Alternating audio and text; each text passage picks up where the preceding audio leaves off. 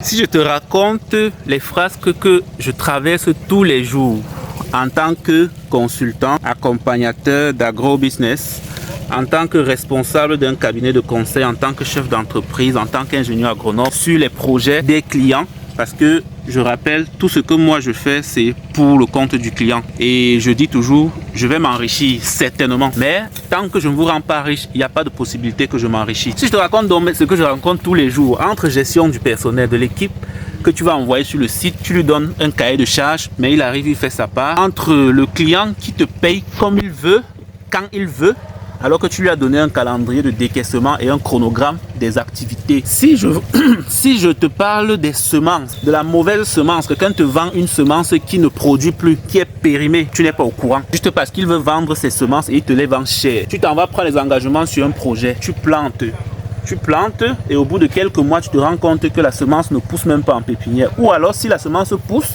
tu te rends compte que la variété qu'on t'a vendue n'était pas la variété que tu attendais ou que tu avais commandée. Parce que oui, il y a des gens qui sont tellement malhonnêtes au point de le faire. Quand il y a tout ça là, vraiment. En plus de ça, tu te rends compte que sur le marché même, quelqu'un qui vend le produit que tu viens lui vendre, que tu viens mettre à sa disposition, il vend ce produit à 10 000 par exemple, je dis n'importe quoi, mais il veut te prendre ça à 1500 francs.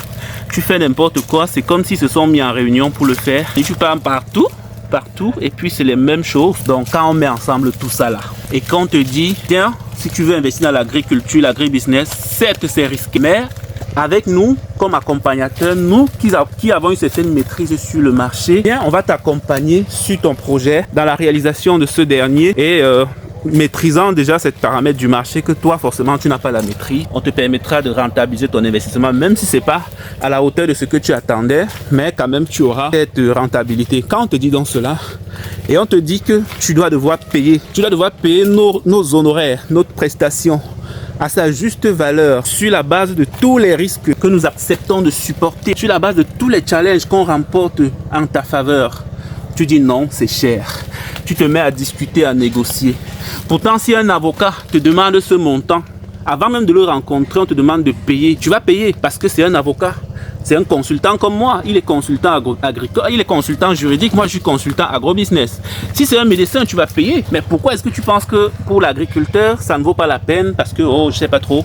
Donc, du coup, c'est souvent à ce niveau-là que beaucoup entament le chemin vers la chute, vers l'échec de leur projet. Et moi je dis, avant de te lancer dans l'agriculture sous serre, si tu n'as pas le cardio de construire une maison, si tu n'es pas quelqu'un qui a le cœur de pouvoir investir dans la construction d'une maison, ne te lance pas parce que tu vas pas terminer.